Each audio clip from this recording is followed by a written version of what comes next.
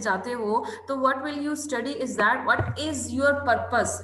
ठीक है, आप क्वांटिटेटिव रिसर्च का क्या होता है कि उसके अंदर आप जनरलाइज कर रहे होते हो, उसके अंदर जो आप इंफॉर्मेशन लेते हो वो सबके ऊपर अप्लाई कर रहे होते हो। ठीक है, आप क्या कर रहे होते हो, लेकिन जो आप उसको आप क्वांटिटेटिवली आप उसके अंदर कौन सी टर्म्स यूज कर रहे होते हैं, रिलायबिलिटी की टर्म्स यूज कर रहे होते हैं, वैलिडिटी की टर्म्स यूज कर रहे होते हैं, आप उसके अंदर जो है वो जनरलाइजेबिलिटी की बात कर रहे होते हैं, आप उसको साइंटिफिक शो करने के लिए।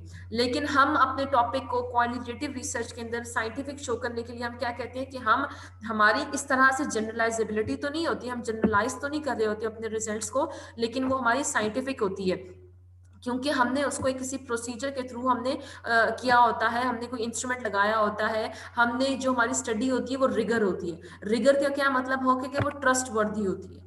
ट्रस्ट वर्दी क्यों है, क्योंकि हमने बिल्कुल सही तरीके से इसके ऊपर काम किया है, डेटा कलेक्शन किया है, इंटरप्रिटेशन किया है, एनालिसिस किया है, और हमने इसके ऊपर से कंक्लूजन निकाले, राइट। तो इसलिए क्या करते हैं कि क्वालिटेटिव रिसर्च में हम क्या करते हैं, इंटरप्रेट कर रहे होते हैं पीपल की स्टोरीज को, एक्सपीरियंसेस को, या डिफरेंट डिस्कोर्सेस को। अब यहाँ पे इन्होंने बताए हुए इसके पर्पजेस कि हमारे असल में जो आप क्वालिटेटिव रिसर्च कर रहे होते हैं ना, उसका मकसद क्या होता है। 3 पर्पस बताए हुए हैं, अंडरस्टैंड, इंटेरोगेट एंड डीकंस्ट्रक्ट। जब भी आप क्वालिटेटिव रिसर्च करोगे तो आप इन तीनों में से कोई एक काम करोगे, और ये चीज आपको जहन में रखना बहुत ज्यादा जरूरी है। अगर आप जनरली कोई फिनोमेना देखने जा रहे हो, ठीक है, फॉर एग्जाम्पल आप ये देख रहे हो कि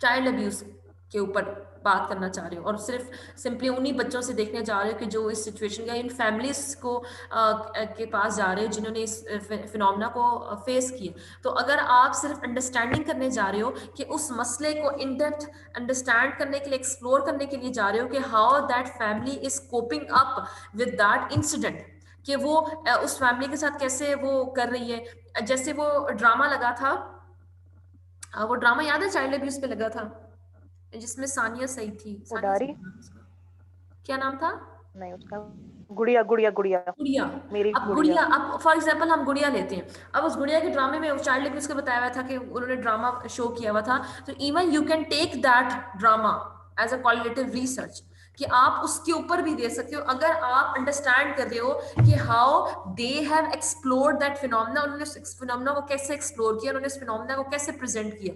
या अगर आप किसी फैमिली को ले लेते हो तो जिसने, किस टाइप का आएगा? सॉरी, आर्ट इनफॉर्म में आएगा? तो मैम आर्ट्स अगर हम इनफॉर्म, किसी वो ड्रामे को आर्ट्स इनफॉर्म में भी आ लेंगे, जाएगा, वो आप ये कह सकते हो कि वो इंटरनेट में भी आ जाएगा। ठीक है, क्योंकि एक as a mean of communication है ना, वो कम्युनिकेशन की मीन की वजह से क्या है कि एक एक कम्युनिकेशन साइट है जिसके ऊपर से आप ये इंफॉर्मेशन ले लो। ठीक है, तो आर्ट्स इनफॉर्म भी आ जाएगा ये आप इसके ऊपर ये भी कह सकते हो कि इंटरनेट एथनोग्राफी भी आ जाएगी। Internet ethnography in terms of कि अगर आप, जरूरी तो नहीं है कि आप वो टीवी पे देख रहे हो, आप इंटरनेट के ऊपर इस तरह से भी ले सकते हो कि पीपल की, लोगों के ऊपर उसके किस तरह से असरात हुए, लोगों ने उसको कैसे कंसीव किया, लोगों ने उसको कैसे अंडरस्टैंड किया। ठीक है, तो ये आप मल्टीपल वे है ना, आप किस तरीके से जाके किस तरीके को देख रहे हो। ओके, ये है। या आप ये कह सकते हो कि कंटेंट एनालिसिस के भी इसके ऊपर आता है। ठीक है, कि कोई पर्टिकुलर कंटेंट क्रिएटेड है, उस पर्टिकुलर कंटेंट के ऊपर आप जा रहे हो, उस कंटेंट को ले रहे हो, उस कंटेंट के ऊपर स्टडी कर रहे हो, राइट।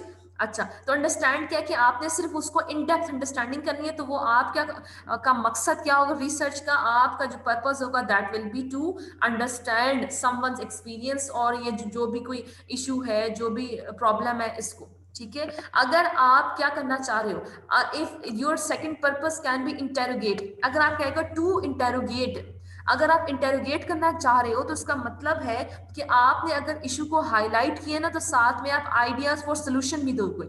अगर आपने चाइल्ड अब्यूज के केसेस को हाईलाइट किया, उस फैमिली के साथ रिसर्च करके उन फैमिली को पूरी एज अ केस लिया है कि पूरी पूरी पूरी फैमिली ने उस चाइल्ड अब्यूज केस को कैसे देख रहे हैं, उस सिचुएशन को कैसे फेस कर रहे हैं, उस टाइम पीरियड में या उसके बाद उनकी क्या सिचुएशन थी। जैसे गुड़िया में उन्होंने दिखाया था कि उसकी केस, जब चाइल्ड अब्यूज का केस हुआ था तो कैसे उसकी फैमिली को टारगेट किया गया था कि तुम्हारा खानदान ऐसा है, तुम लोग केस क्यों लड़ रहे हो, तुम क्यों आगे जा रही हो, तुम्हारी बच्ची खराब थी, या तुम्हारा मसला था, तुम्हारी इसके अंदर गलती थी। ठीक है, तो वो कैसे ये आप क्रिटिसिज्म फेस करते हैं even being the victim of that particular problem. ठीक है, तो अगर आपने उसको हाईलाइट किया उस इशू को, साथ में आपने क्या किया, आप सॉल्यूशंस भी दे देते हो।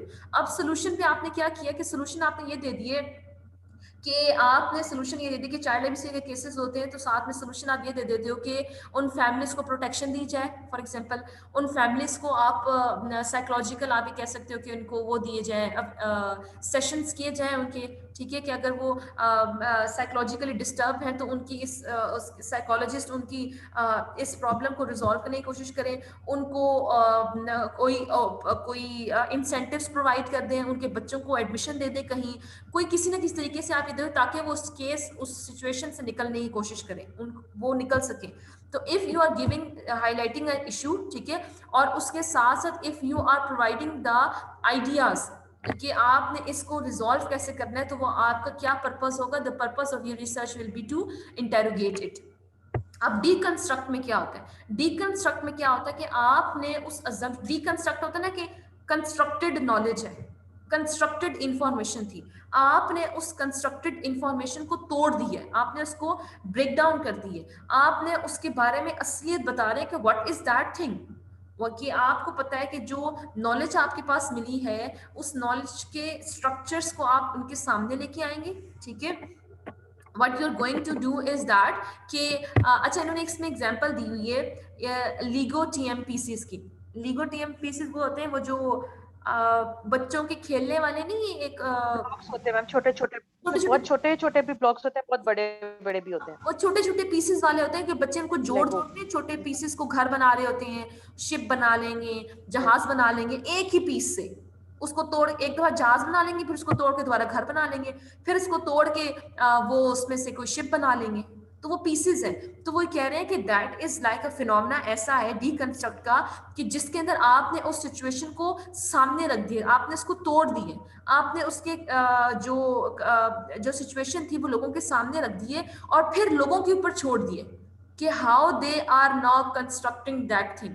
अब लोगों के ऊपर छोड़ दिए कि वो अब इस चीज को कैसे आगे लेके जाएंगे, वो अपने इशू को खुद कैसे रिजॉल्व करेंगे, वो उस रियलिटी को कैसे फिर दोबारा से कंस्ट्रक्ट करेंगे। ठीक है, जैसे यहाँ पे मैंने पॉइंट्स बनाए हुए थे, क्या है कि डीकंस्ट्रक्ट क्या है कि ये क्या देखते हैं कि जो भी इंफॉर्मेशन है, जो भी हमारे पास नॉलेज है, जो भी स्ट्रक्चर हम देख रहे हैं, ऑब्जर्व कर रहे हैं, वो क्या है, वो अजम्पशंस पे बिल्टअप हुआ हुआ है।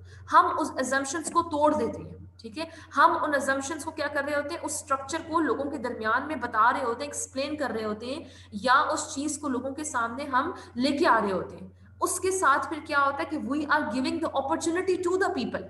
ठीक है, कि अब वो चॉइस दी जाएगी कि अब वो अपनी मर्जी से उस अजम्पशन को, उस एक्सपीरियंस को, उस फिनोमेना को, उस सिचुएशन को फिर वो कंस्ट्रक्ट करें। ठीक है, तो ये क्या होती है हमारे पास, ये डीकंस्ट्रक्ट होती है। तो हम ज्यादातर अपनी अगर बात करते हैं तो हम डीकंस्ट्रक्ट नहीं कर रहे होते, बल्कि हम क्या कर रहे होते हैं, हम ज्यादातर अंडरस्टैंड कर रहे होते हैं या इंटेरोगेट कर रहे होते हैं। ठीक है, हम अगर अपनी बात करते हैं तो हम कोशिश ज्यादातर कोशिश हम जो कर रहे होते हैं, रिसर्च कर रहे होते हैं, वो अंडरस्टैंड के पर्पज से कर रहे होते हैं। तो इन्होंने क्या किया हुआ, इसको पैराडाइम्स में डिवाइड कर दिया। अगर आप अंडरस्टैंड करने की बात करते हो तो आप इंटरप्रिटेशन करते हो, आप नैरेटिव इंक्वायरी की पर्पज आपका पैराडाइम होता है या फिनोमिनोलॉजी होता है। अगर आप इंटेरोगेट कर रहे हो तो इंटेरोगेट में आप फेमिनिज्म की डोमेन इसके अंदर आती है, अप्रोच आती है, मार्क्सिज्म इसके अंदर आती है, क्रिटिकल थियरी इसके अंदर आती है। डीकंस्ट्रक्ट की बात करते हैं तो डीकंस्ट्रक्ट के अंदर जो अप्रोचेस हैं, जो पैराडाइम्स हैं, वो हैं पोस्ट कॉलोनियल, पोस्ट स्ट्रक्चर और डायस्पोरा। ठीक है, तो ये आज के ऊपर मैंने आप लोगों को थोड़ा सा पर्पस क्लियर